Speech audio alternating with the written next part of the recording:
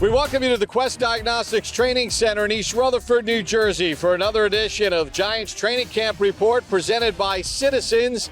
The Giants and Jets holding joint practices in preparation for Sunday's Jets home game against the Giants at MetLife Stadium. Bob Papa along with Super Bowl champion Shaun O'Hara. And Shaun, Brian Daboll speaking to his team earlier in the day said, hey, I love UFC, I love MMA, but not on the football field. That's one of the challenges for these two coaches to make sure that this practice stays where it should be, which is execution. Yeah, no doubt for Brian Daboll and really for Robert Saleh to set the tone for the teams. Look, we're here to work to get better, but we also want to keep each other healthy. This is trying to get everybody better. And, you know, as a player, look, there's going to be some pushing and shoving and some competition, but no punches. That's not allowed. That's not football. That's not what this is all about. Daniel Jones going through his preparation, the quarterbacks. There will be certain periods during this practice where the teams will have one-on-one individuals and team trying to keep up a nice tempo. And, you know, listen, this is an interesting scenario for the Giants because Colin Johnson got injured yesterday, non-contact Achilles. He was making a hard push to be one of the Giants' core receivers. Yeah, just a really tragic injury when you look at what Colin Johnson has been able to accomplish in this training camp and in the preseasons. You know, a tough blow. Good news is Sterling Shepard just got activated, so he's back out on the field. So that there's an addition to that wide receiver group. But Bob, these joint practices, you know, I feel like this is always one of the toughest parts in preseason, in between games. Sometimes these practices can be sloppy. You could have a lull, like a little dip in adrenaline and energy.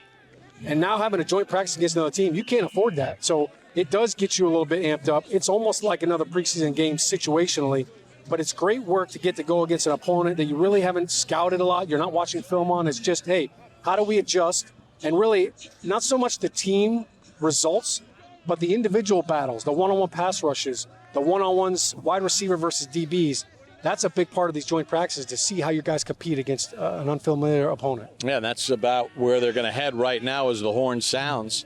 And they're going to have an opportunity in these periods to get some work. And, you know, when you consider the fact that across the National Football League, teams play every preseason game differently. For instance, the Giants, when they played the Patriots didn't play their starters. They played their starters in the second game. Cincinnati chose to not play their starters. This is a really good opportunity for the Giants to kind of gauge where their guys are against the Jets starters you never know what you're going to see in a preseason game. Yeah, no doubt. The preseason game, you know, they could end up not playing their guys like we saw the Patriots do. And then also, if you have guys that you know what they can do, guys like Saquon, some of your guys that you don't want to get tackled, you don't want to see them going to the ground, you work them really hard in these joint practices, and then you pull back on them in the game, so now you're not subjecting them to any injuries. You were involved in a couple of these joint practices over the course of your career, Yes. And that was in a wild and woollier time in the National Football League. Things are a little bit more organized now. Yeah, it was a little bit more like a caged match, you know, like 53 men enter and only one man leaves. But we did joint practices with the Jets, and you and I were just talking about it. It was up in Albany when we had training camp up there, and the Jets got off the bus angry. They were ready to fight because they took a bus from Long Island, and they were on that thing for 2 hours. So they were already a little bit ornery, but these are different players. These are different era. You know, these guys are all friends on Instagram. They're all social media pals. I wouldn't be shocked, Bob, if we see some jersey swaps after this joint practice. Well, that might be extending it just a little bit, but you know, here at the Quest Diagnostics Training Center, you know, the Jets facility is in Florham Park. It's only 25 minutes from here, so and there's a lot of familiarity because, you know, Brian Daboll spent some time with the New York Jets, so he knows people within that organization as well. Yeah, a lot of familiarity, and, you know, just to touch on the facility that you just talked about, you know, look, part of the reason why the Giants don't go up to Albany for training camp is because they have this beautiful facility. So to be able to host this here, you know, in the previous practice facility, this would not even be possible. We didn't even have the fields and the facility. So this Quest Diagnostics facility and the fields, the accommodations, everything that they have here, the indoor field house, it's pretty cool to be able to host another team here for joint practice and to have plenty of space. Yeah, Brian Daboll mentioned before practice in addressing the media that he hopes to make this an annual thing. And it makes a lot of sense. When you think of the teams that have joint practices and the expense that goes into it, having to fly, hotel rooms, well, these two teams are fortunate enough to share a stadium and be only 25 minutes from each other. It's just about renting some buses and coming on over and vice versa. Yeah, I think logistically it makes sense. You know, you pointed out the financial aspect of it. You know, every time we go up to Albany, or you have to bring all the equipment from the weight room, the training room. So a lot of that. But also, I'll put a little personal touch on it. Look, if you have family members and you play for the Jets, they could come to this practice. You know, it's not a road game for them. So there will be family members and kids and wives that are out here watching their daddy work, their daddy play. And I think at training camp, sometimes that goes a long way into kind of keeping your sanity as well. Well, the teams are getting ready to get involved in some joint activities. Everything is scripted out. Both coaches, both organizations kind of go through what needs to be done, what they're hoping to accomplish, and then they come up with a joint script, don't they? Yeah, I think both coaches say, hey, here's some points of emphasis that we really want to work on. You know what? We need to work on our blitz protection and our blitz pickup, not just for our offensive line, but for our tight ends and running backs. So you may see some of that. We're starting off right here, Bob, with one-on-one pass rush. That's Andrew Thomas right there, left tackle. I tell you what, Andrew Thomas, he looks poised to have a Pro Bowl season. Watching him against Cincinnati, watching him against New England, his footwork, his punch, everything is balanced. He's in sync. He's done a really nice job. This is Devry Henderson in a left guard. He's been all over the place. He played left tackle against the Patriots. He's been in a guard. He's even played a little center.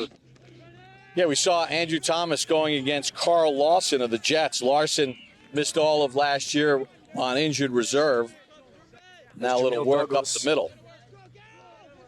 That's Jamil Douglas back at action. He missed a little time, Bob. He was banged up. Now he's in there at center. Of course, the Giants have had a rotating center, I feel like, every day in practice. There's Mark Lewinsky.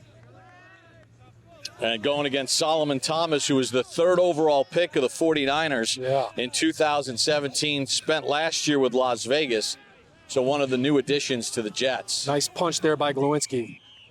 He did a nice job with his hands, basically stymied that rush. Here's Evan Neal. Can't see who that is. Is that Jermaine Johnson? That's John Franklin Myers, fifth-year pro out of Stephen Austin. And on the other field, Bob, we've got one-on-ones, receivers versus defensive backs. Yeah, that was a nice catch by David Sills going against Sauce Gardner, the 4th overall pick in the draft, the rookie out of Cincinnati. He wears number 1 for the Jets, and he's pushing for a starting job with the Jets. Yeah, no doubt everybody's licking their chops going up against him, and he's got a lot of hype. I had a chance to talk to him, Bob. He's a unique kid. He's got a lot of confidence, but he's backing it up, so it's really not bragging. That's Kenny Golladay working on Jason Pinnock, safety. So, in these drills, obviously the receivers and the quarterback have a huge advantage with nobody rushing the quarterback. Yeah, clean pocket. The quarterback doesn't have to worry about that. And, really, for the receivers, they know that in these one-on-one situations, they don't have to worry about safety help or, running into a different coverage. Looks like we got Andrew Thomas back in a left tackle here. Going against Carl Lawson again, or is that Jermaine Johnson? That's Bradley Anai, 3rd-year man out of Utah, spent the last couple of years with Dallas. Gotcha. There you go. You saw the balance there by Andrew. He's doing such a better job this year with his punch. There's a nice, looked like Devry Henderson kind of started to get bull rush, tried to snatch him, and it didn't work. This is Max Garcia, who's been in at center when Feliciano was out. Good job there with that right hand. Just got to get the ball up a little bit on the snap, but that's a good rep. Working against Jonathan Marshall. Now let's see whose turn is next. Ooh. All right. Is that Eric Smith? Eric Smith, who spent some time with the Jets and the Giants in the past. Now we're going to look at Evan Neal.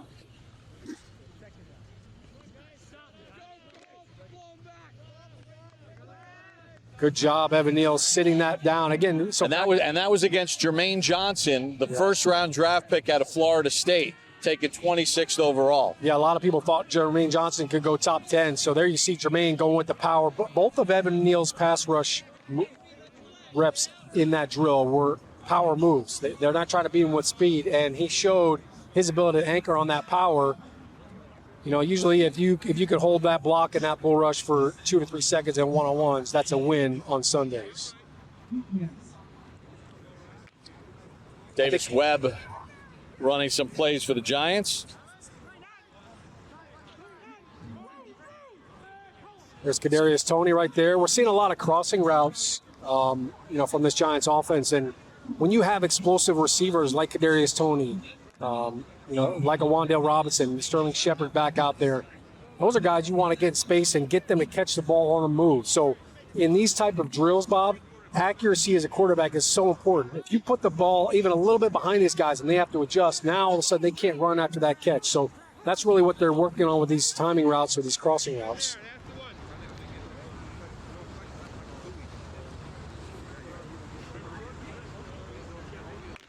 Davis Webb able to hook up with one of his new wide receivers, literally one of his new wide receivers. The Giants made Jalen Moore a couple of moves, yeah.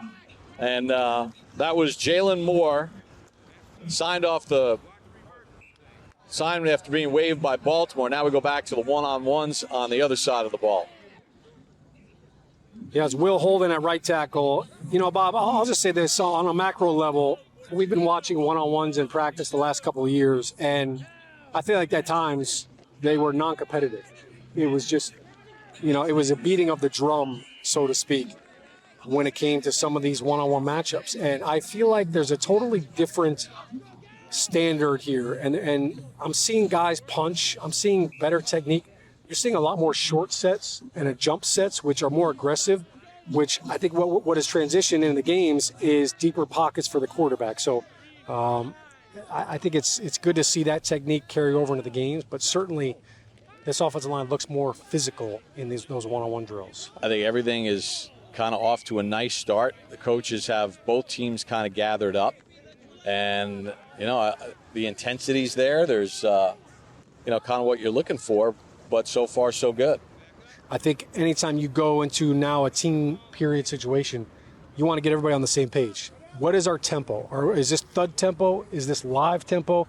You want to make sure both teams understand and the lay of the land. Here's what we're trying to accomplish in this drill. Let's keep working hard. Let's push each other, but let's protect each other and let's be smart. We don't play each other, in the regular season. We're not necessarily opponents, but today, let's make sure that we're a brotherhood and we take care of each other. Obviously, you saw the teams break up there after the coaches had a chance to address them, and they'll move on to the next period. Everything is scripted. It's not haphazard. And, the Jets, as you look back at the Quest Diagnostics Training Center, they're using the field to the right, the Giants to the left. And then when they go into team portions or individual portions, that's when the teams kind of come together. So we got ones versus ones here. Giants offense against the Jets defense with Daniel Jones at quarterback. And I believe that was Saquon Barkley who got a carry right there. Yeah, it looked like a run play right out of the gate. Looks like we've got John Feliciano in there at center and Devry Henderson at left guard, Andrew Thomas at left tackle.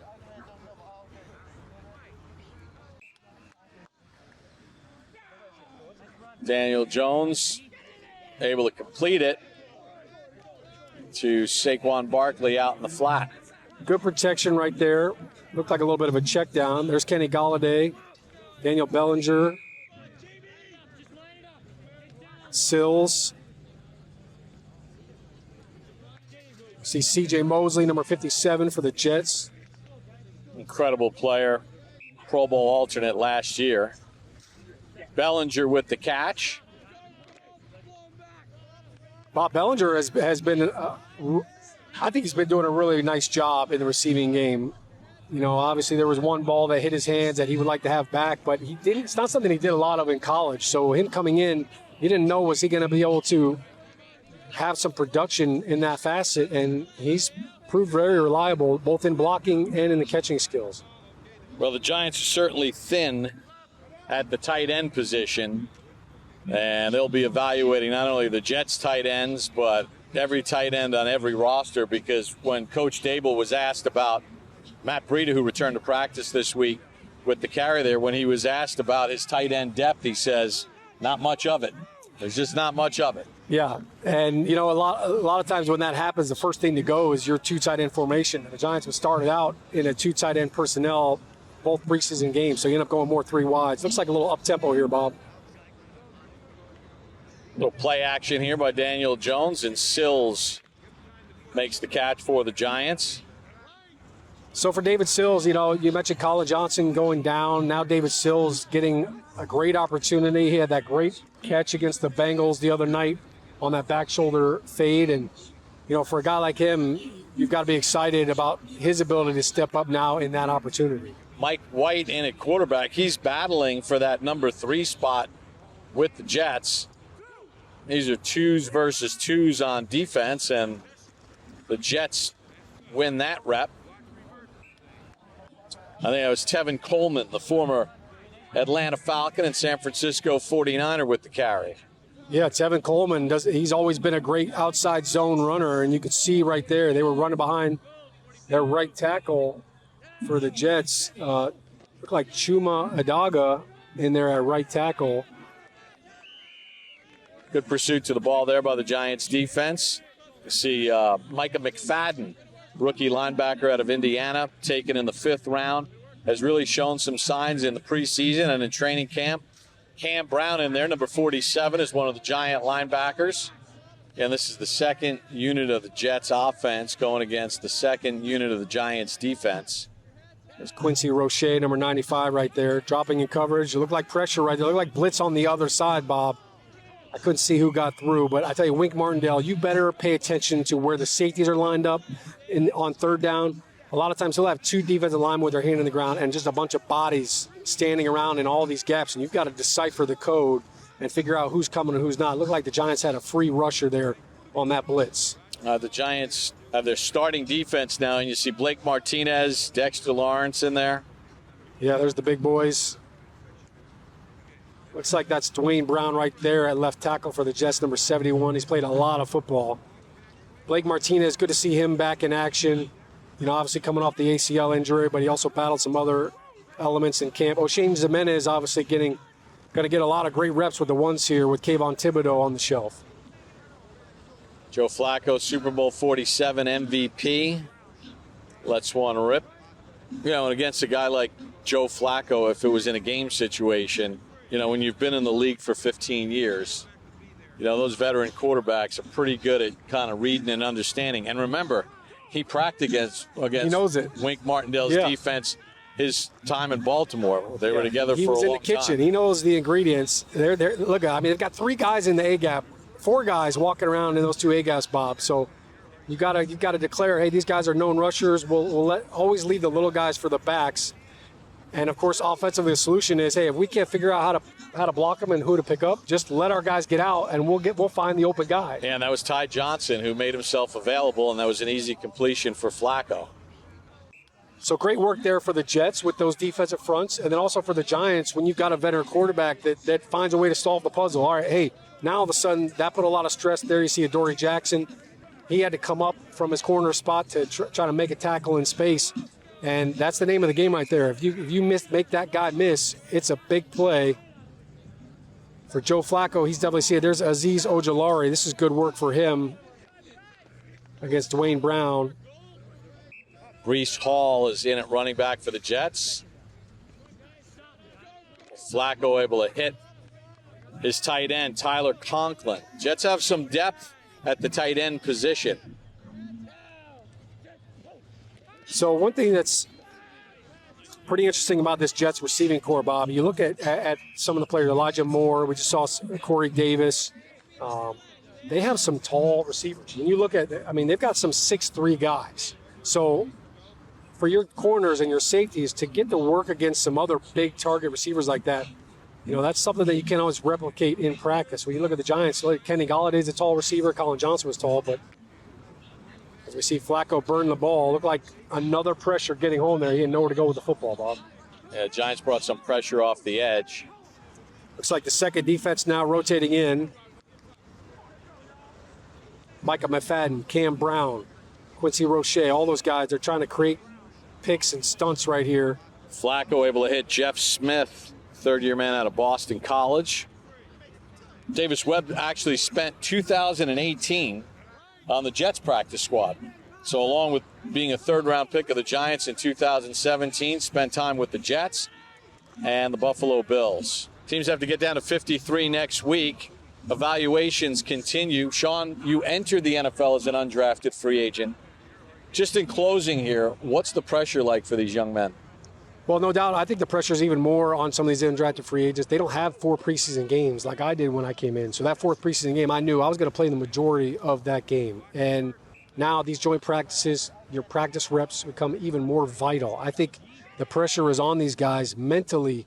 You can't have any mistakes. You may only get 10 reps in a practice. And if you have 1 or 2 mistakes, you know, you're not putting your best foot forward. I think with all the walkthroughs, you get plenty of mental reps, but for them, the pressure is definitely higher. It's a tougher task. All right, a lot of fun, Shaun. Enjoy the heat. Enjoy the rest of practice. All right, thanks, Bob. Cheers. So for Shaun O'Hara and our entire crew, I'm Bob Papa. Thanks for watching Giants Training Camp Report presented by Citizens.